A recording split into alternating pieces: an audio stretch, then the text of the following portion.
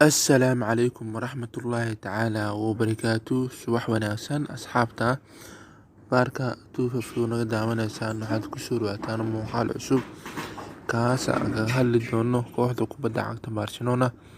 Kulan ka tirsan oo xal La Liga ciyaartay waxay la ciyaartay kooxda kubadda cagta Granada.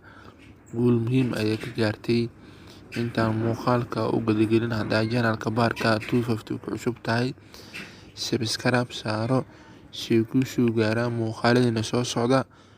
Muuqaalkan share leh maasanid. Tababaraha cusub kooxda kubadda cagta Barcelona Quique Setién ayaa wuxuu ku soo galay kulankii xalay. Goolaha istaagan Roberto Pique, Umtiti, Jordi Alba, khadka dhexe Busquets, Rakitic, Vidal, weerarka Griezmann, Messi, Ansu Fati. Ciyaartii way bilaabatay. Barcelona baasas fiican iyo attack badan way sameysay qaybtii hore ciyaarta. Ibra ayuu ku soo dhamaatay.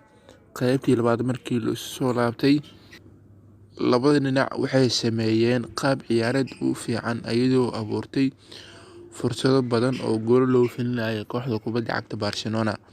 Daqiiqadii 76 kooxda kubadda cagta Barcelona ayaa hoggaanka u qabatay ciyaarta, waxaana 1-0 ka dhigay ciyaarta Leo Messi, waxaana ka caawiyay goolkan Arturo Vidal.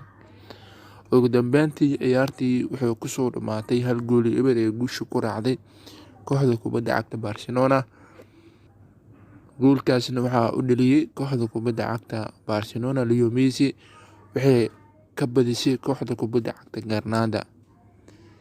Barcelona ayaa ku soo laabatay kaalinta koowaad iyadoo tagtay 43 dhibcood.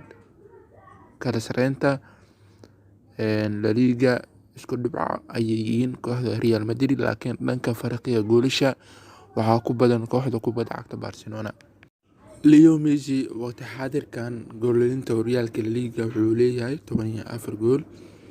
Saaxiibayaal, ciyaartii xalay waa daawateen Barcelona iyo Granada. Maxaa kaga baxay dhanka commentiga noo soo reeb aragtidaada. Ugu dambeyntii kooxda kubadda cagta Barcelona kulanka xiga horyaalka La Liga waxay la ciyaari doontaa 25 January 2020 Sabtida kooxda Valencia. Fadlan haddaa janaalka baarka 250 ku cusub tahay subscribe saaro si ku soo gaaraan muuqaalada soo socda. Muuqaalka xiga inta isku arki doono sidaas iyo nabadgelyo.